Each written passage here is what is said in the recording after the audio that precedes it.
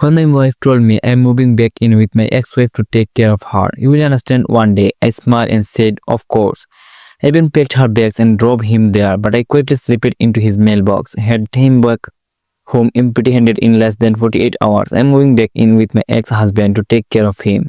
You will understand one day. My wife Sarah said it over breakfast on Saturday morning, April 13, 2024, while I was eating scrambled eggs at our kitchen table in the house we bought together 3 years ago in Nepal illness. She said it the way some announced they were running to Target for paper towels. Casual matter of fact, like she was discussing the weather instead of dismantling our marriage. He's sick, stage 3 cancer, pancreatic. He needs me. Yes, I set down my coffee mug slowly, carefully, the ceramic making a soft sound against the wooden table. Okay. Sarah blanketed her fork, posing halfway to her mouth. Okay, if that's what you need to do. I took another bit of eggs. They tasted like nothing. She looked relieved, almost guilty. I knew you'd understand. You're always so understanding. It one of things I love about you. Her ex-husband, Mark Daniels. They would be married for 7 years before me. High school sweethearts who'd gotten married too young and divorced when Sarah was 29. She would meet me 2 years later at a friend's wedding. We'll be made for 3 years, together for 5. I thought me we were solid. How long? I asked, reaching for my coffee. However long he needs, could be months, could be. She looked away. That's not sure. The prognosis is not good. What about us? What our marriage? We'll figure it out. I just need to this. He does not have anyone else. His family is all gone. I can't just let him die alone. She reached across the table, put her head on mine. You're still right. It's the compensation thing to do. I looked at her hand, at her wedding ring, the ones I'd picked out, the one that had cost me 2 months salary. I understand. Thank you. She squeezed my hand. I knew you would. Some men would make this so difficult, but you are different. You are good. I knew it. Finished my eggs. Let me help you pack. That afternoon, I loaded her car, a white Honda CRV 2021 model. I still had that new car smell, clothes and hangers carefully and so they would not wrinkle. To let rise on a cosmetics bags, her favorite pillow, the memory frame on shoe, special ordered because she could not sleep on anything else. Shoes box, her laptop, her favorite coffee mug with a little cat on it. She kept surprising while I walked, standing in our bedroom doorway watching me fold her sweethearts. I'm not leaving you. This is not about us. I just need to be there for him. He was my husband for 7 years. That means something. I said, placing a stack of t-shirt into her suitcase. It's just temporary until he does not need me anymore. I understand you are being so amazing about this. I zipped the suitcase closed. That's what you do for the people you love. I drove her to Mark's house, 43 minutes across town to Oakbrook, to a nearby hood with bigger houses and older trees than ours. Mark's place was a 2-story colonial with white shutters and a manicured lawn. The kind of house that says success, stability, permanence. Mark answered the door wearing jeans and button-down shirt. No hospital ground, no visible signs of illness. He looked healthy, better than healthy actually. 10 feet, the kind of glow people get when they've been working out and eating right. He also looked smug. Thanks for being so understanding about this man, he said, shaking my hand with a grip that was firm, confident. Nothing like someone in the late stage of cancer. Really means a lot that Sarah has your support. A smile met his eyes. Of course, family comes first, right? Exactly. He held my gaze a bit too long. A challenge in his expression that Sarah did not see because she was already heading inside with the first load of bags. I helped carry everything in. Titties from the car. Mark's house was nice inside. Hardwood floors, guaranteed countertops, photos on the walls of him and Sarah from their marriage, vacations, holidays, their wedding day. He had not taken any of them down. The guest room was at the end of the upstairs hallway. I set Sarah's suitcase inside and noticed immediately dust on the furniture, thick layer on the dresser, that nightstand, the lamp. The bed was made, but the comforter looked undisturbed, like no one had slept it for months. So I would be sleeping in Mark's room. I need, she need, Mark definitely need. Call me if you need anything. I sat at the infront door, Sarah standing between me and Mark, her hand on the door frame like she was already part of this house. This life without me. She hugged me, tears in her eyes. I love you so much. Thank you for understanding. Anyway, I kissed her forehead. Take care. On my way out, walking to my car, parked at the curb, I stopped at the mailbox. Casual, like I was checking if it was empty. Simple envelope, plain white, no return address. Mark's name printed on the front in generic times, new Roman font. Then I drove him. 46 hours later, Monday afternoon at 3:07 p.m. Sarah called. I was at work, sitting in my office at the consulting firm where I had been employed for 6 years. Reviewing a client proposal that needed to be finished by end of day. We need to talk. I'm coming home right now. She an hour later. I heard her car in the driveway, heard the front door slam, heard enough to rattle the frame. She threw her desk down in the entryway, the same bags I had carefully packed 2 days ago, and stormed into the living room where I was sitting on the couch with my laptop. Did you know? Her face was red, blotchy from crying, eyes fluffy, makeup smeared, and looked up from my skin. And know what? The mark is not sick, that this whole thing was a lie, that he is completely healthy. Was it? I turned back to my laptop, clicked to the next slide in the presentation. He admitted it. She was pacing now. Hand gesturing worldly. He admitted everything. He wanted me back. What if I came over to take care of him? We would reconnect. Then I would remember what we had. That I realized I made the wrong person. I closed my laptop, set it aside. That's unfortunate. That's all we have to say. She stopped pacing, stared at me. He lied about having cancer. He manipulated me into moving back into his house. How would he find out? He threw her hands up. Someone sent his medical records to the house, to Mark's house, real ones from his checkup 2 weeks ago. Complete physical, blood work, scans, everything. He's completely healthy, not even a cold.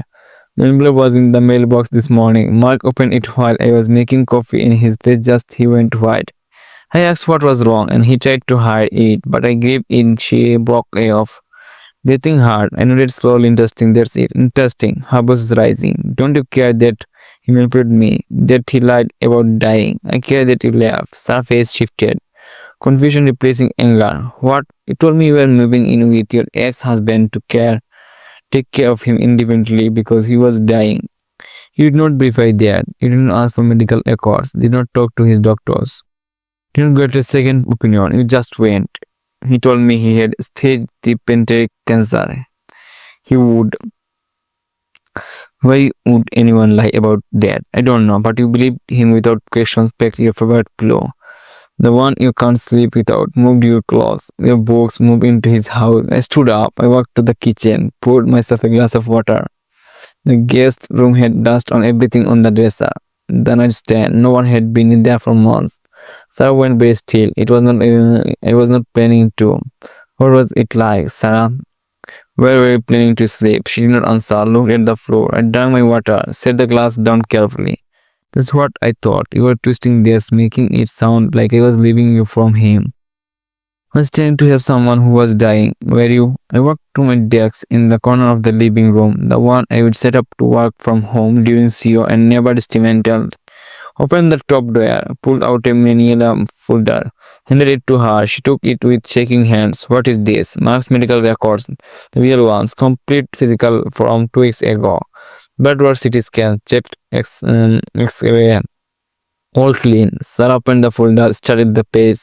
Read Mark's name at the top. Read doctor's notes. Patient presence in the excellent health. No complaints. All system normal. Flow up in 1 year. How did you? When did you? I am friends with someone who works. We went to college together. Called in a favor. When? Saturday, about 3 hours after you told me you were leaving. Her hands were shaking so badly the papers rustled. I knew he was lying. I suspected. Confirm it within 3 hours of you telling me. Call Emily. She pulled his records, sent me copies that same day, and you did not tell me. Her voice went high, incredulous. You knew it was a lie, and you did not say anything. No, why not? Why would you let me? Because I wanted to see what you would choose. The room went very quiet. Outside a car drove by. It drove walked. Normal. Sound from a normal day. What? I chose to help someone who was dying. Chose to move in with your ex-husband without asking a single question, without verification, without even thinking about what meant of our marriage. I sat back down to the couch. He chose to pick our favorite pillow and move into his bedroom. It was not. The guest room was the guest room had not been used in months. Dust everywhere. We planned to sleep in his bed. That's not fair. Not what's not fair. I said my voice still calm, still level is what even when you thought someone needed you more than I did. You did not hesitate, did not ask questions, did not involve me in the decision. Just packed your bags and left. I made a mistake. She was crying now. Tears streaming down her face. I said that I'm sorry, but I came back. We came back because we found out he lied. If he had been smarter about it, if he did not left his email box accessible, he would still be there. She went very still, wait his mailbox. Then blop, she looked me at me, eyes waiting, that was you. Who else would it be? I thought someone at the hospital, a nurse maybe. Who felt bad? Nobody at the hospital cares about Mark's love life, but I cared about 9. She sat down hard on the arm of their chair like her legs would not hold her anymore. You sent his medical records to expose him to give you the truth since he was not going to. You let me go. You helped me pack. You drove me there. You smiled and said me you understood. Her voice was rising again. You let me walk into that house thinking what? That you were being noble, compassionate, self-sacrificing. I leaned forward. You were moving back in with your ex-husband. You chose him over me. That's the truth. And I wanted to see if you would figure it out on your own or if you needed help. So what now? She stood up, wiped her face. You're leaving me. Is that what is this? Opened my laptop again, pulled up a document, turned the screen to face her.